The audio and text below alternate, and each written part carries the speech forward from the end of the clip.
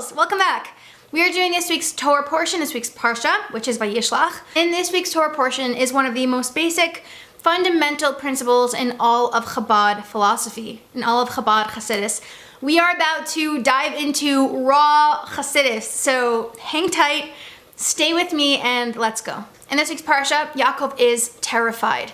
Esav, his brother, who he's had a lot of tension with in the past, is coming towards him with 400 men. And he's afraid because the last time they saw each other, they were not on good terms. Yaakov stole his blessing and Esav wanted to kill him. Then comes the really weird part. As Yaakov is gathering his children and his wives and his belongings to meet his brother Esav for the first time in many, many years, and Yaakov was left alone, and a man, who was really the protective spirit of Esav, wrestled with him until the break of dawn.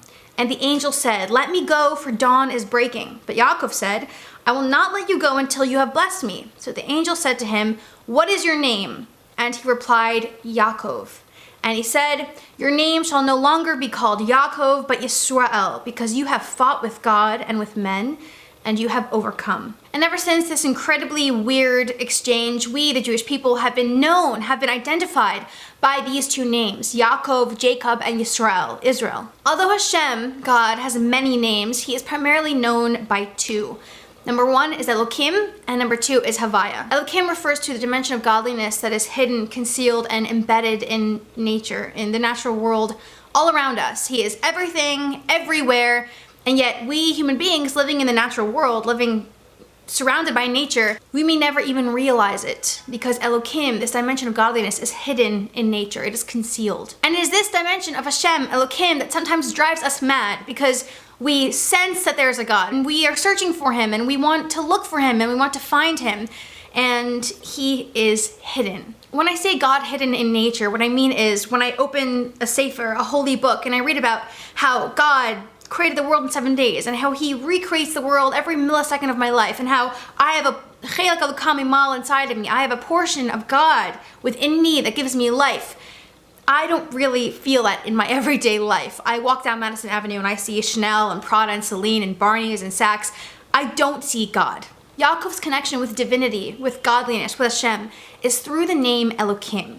Yaakov is living in a world of concealment, and he struggles to find God all around him, much like us today.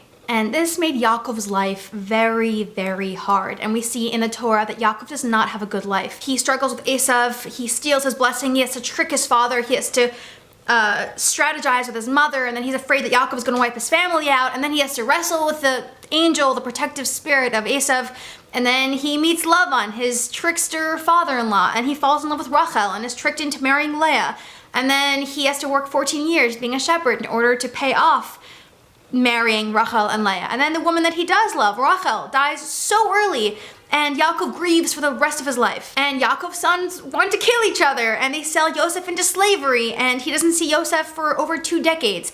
And Yaakov just doesn't have a good life. Yisrael, on the other hand, connects to Hashem, connects with divinity through the name Havaya, which is Hashem as he is, essentially, in all of his glory, and clearly and obviously making up the fabric of all of existence. And so Yisrael sees Hashem in everything, all the time.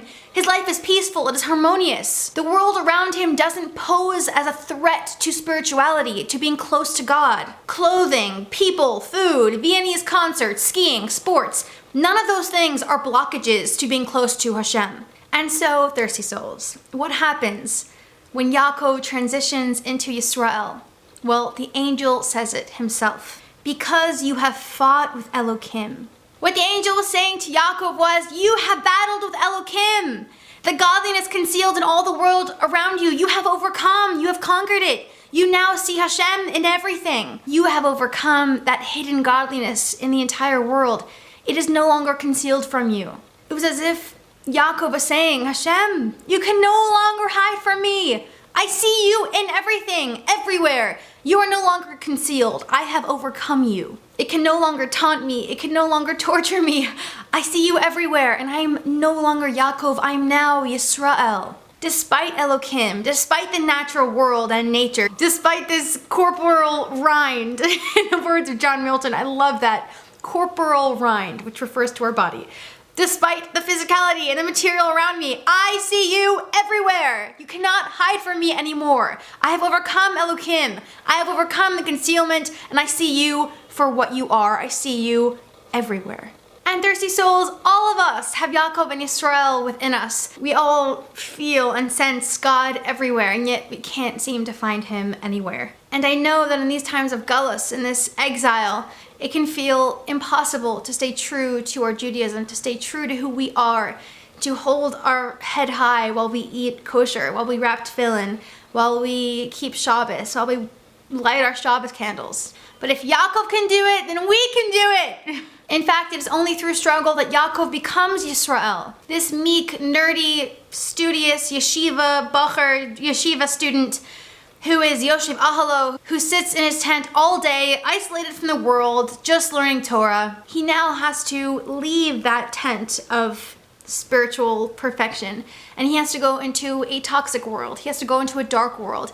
He has to go into a world with lots of Lavans and lots of Esavs, and he must battle the darkness in the world around him, and maybe even more importantly, battle the demons inside of him. And this is also why Yaakov was able to raise 12 completely righteous sons and daughters, by the way, while Abraham and Yitzchak both raised two almost evil sons. Abraham and Yitzchak were not exiled Jews. They were not strugglers. They lived in their spiritual bubbles in the land of Israel. As a result, they could not battle and transform darkness into light. They could only expel darkness, which is exactly what they do. They literally get rid of their sons when they prove to be immoral. Yaakov, on the other hand, raised 12 completely righteous sons, immovable and ruthless in their faith, specifically because he was a gullus Jew, because he was an exiled Jew.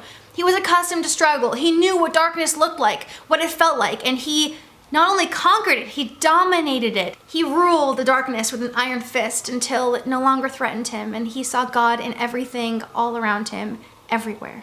Thirsty souls, that is what we must do as exiled Jews, filled with doubts about God and Judaism, and we have no Beis Hamikdash, no holy temple, and no prophets, no Nevi'im. We did not ask for this. We did not make the world like this, and yet we were given the task to fix this. And so in the words of Hashem himself, Al tira Yaakov avdi.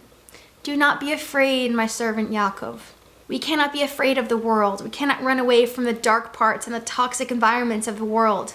We are Yaakov and Yisrael. We struggle to find meaning and purpose and godliness in every facet of the world specifically because we know the world to have been created by God. So there is nothing that we are afraid of. There is no darkness we cannot defeat. And we are focused on the task at hand, which is to reveal the godliness, the holiness, the sacredness that is embedded in every detail of creation.